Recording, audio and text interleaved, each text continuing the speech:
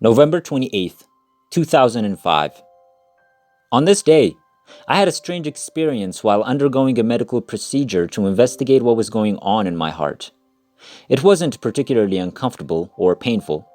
It was more of a nothingness sensation, as if I, or should I say my physical body, was in a blank, as was my consciousness. Allow me to explain.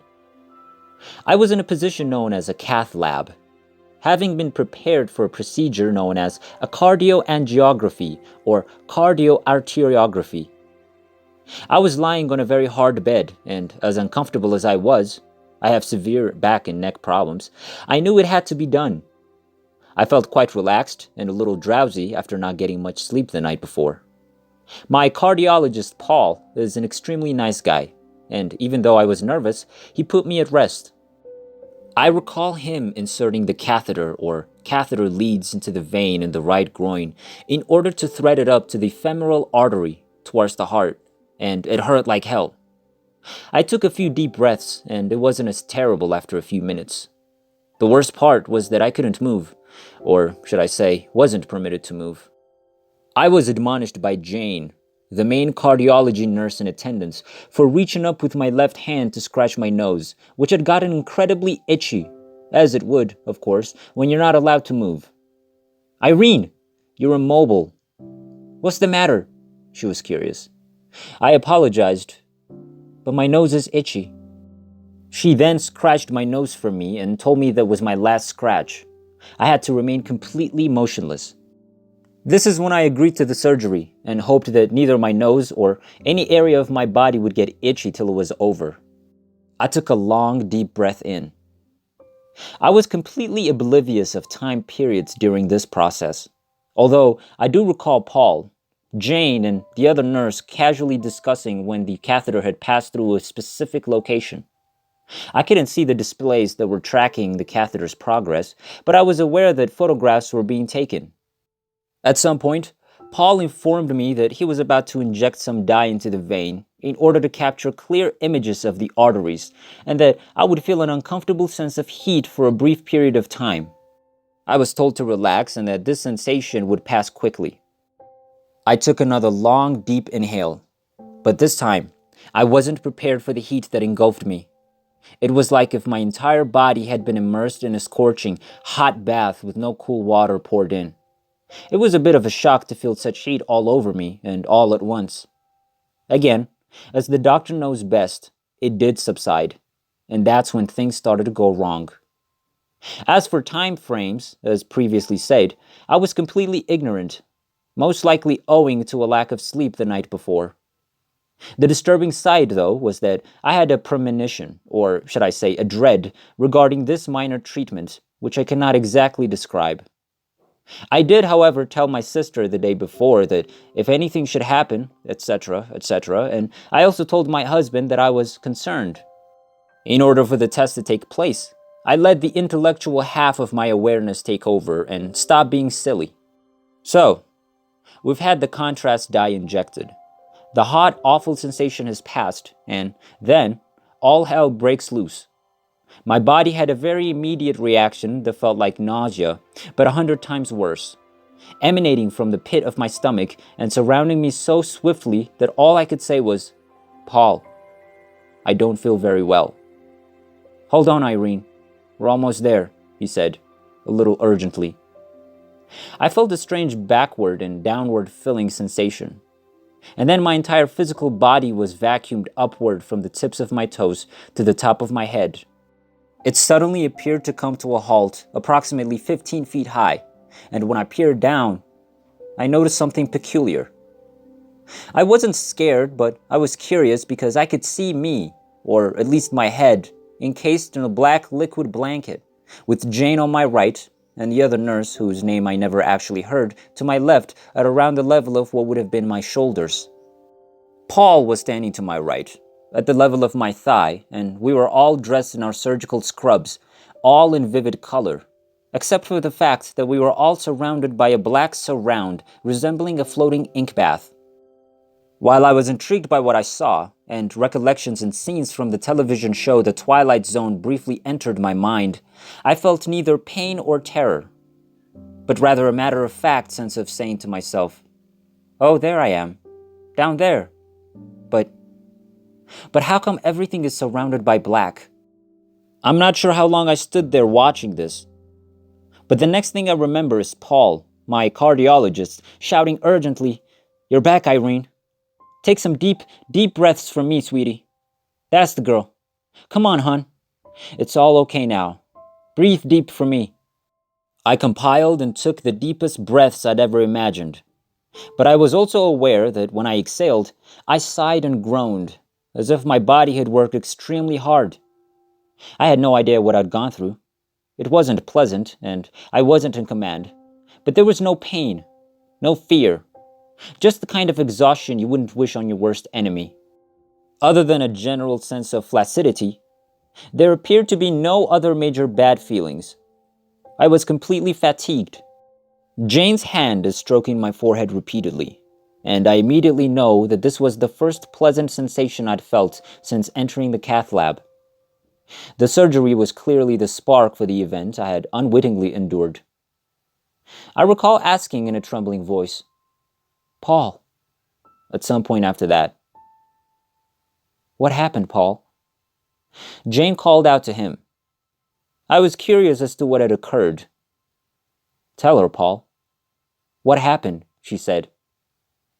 I imagined he was rather busy at this time, presiding over the process of having brought me back and now ensuring I was back. Just a few seconds later, his soothing voice stated, "It's fine, honey. Just take a deep breath and relax. Take a big breath now. You're fine now." I must have gone blank at this moment. The next thing I knew, I was being put in either the coronary care unit or the critical care unit of the hospital, without questioning, a strange thing for me not to query. Michelle welcomed me. She was the nurse who had looked after me in the coronary care unit 10 days before. This time, however, I was in the intensive care unit. I had yet another horrifying and debilitating episode of SVT, or supraventricular tachycardia at the time, which caused this cardioangiography test, and although I was only in her care for about 24 hours, I had tremendous comfort knowing that I would be in her care once more. I fell asleep again after succumbing to the impression of having endured something equivalent to running multiple marathons. I dozed and slept some more. I'm not sure how long it had been since I awoke to her second greeting of, "Hi, Irene. Remember me? I'm taking care of you again today." "Michelle, very great to see you again," I remarked as I reached for her hand and gripped it hard. I simply gave in to trust, without analyzing the whys and wherefores, again, not like me normally, without any real concept of where my physical body had gone, and more significantly, what had happened. I simply trusted. After that, the young cardiology registrar came down to check my vitals and inquire how I was doing. During the test, he asked if I knew what had happened, to which I replied, "Not exactly," and then asked, what was I doing here in the coronary care unit? He informed me that I was in the intensive care unit and that Paul had called to say he would return to see me after concluding his clinic rounds. The exam was over, but I was requested to keep the oxygen mask on since my levels were low. Then a nurse approached and asked if I wanted a cup of tea and something to eat. I declined the food, but I thought a cuppa would be nice just now. Unfortunately, I fell asleep once more and awoke to find the tray beside me with a very cold cup of tea perched on it. I was desperate to remain awake since I didn't want to be sleeping when Paul came. I asked to go to the restroom, but because I was hooked up to the monitor, I couldn't get out of bed. My needs were met by a senior male nurse. "Did you see the dazzling white lights?" he inquired. "Huh?" "Oh my," I replied. And then it dawned on me that I had actually gone down, as they say, which explains what I saw visually and what I felt physically. He showed me the two markings on my torso where the cardioinversion pads were. I told the nurse that I wasn't sure what it was, but it wasn't white or dazzling. Raj had brought me some sandwiches and a fruit salad, along with another cup of tea, which I thought I could eat. He then requested a sponge bath to refresh me, and assigned this task to a female nurse. Michelle helped me feel at ease once more. I couldn't wait for Paul to arrive. He took what seemed like an eternity, and true to form, I fell asleep again, most likely due to the amazing sponge bath. Finally, Paul arrived and carefully explained what had gone wrong. Apparently, despite having conducted over 2,000 of these cardioangiographies as a cardioelectrophysiologist, he had never directly witnessed one go wrong until today.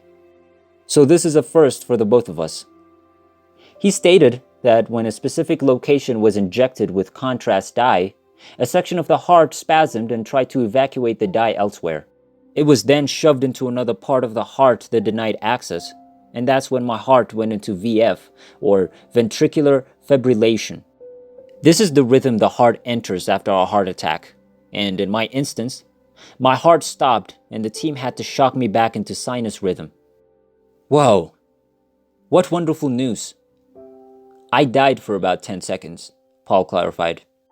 He also indicated that while he had personally performed over 2,000 such procedures, this was his first, but that dye injection and rejection, as well as the ensuing occurrences, are typical. I was not to be scared that it would happen again in everyday life. Instead, I was to forget about it because it would never happen again until that technique was repeated. The good news is that the coronary arteries were discovered to be reasonably clean, with only minor cholesterol buildup. I didn't mention my somewhat surreal experience at the time. My spouse came 10 minutes later. Paul felt the need to explain everything again, and it was Nick who inquired, "Did Irene's heart stop?" "Yes, but just for about 10 seconds, Paul said.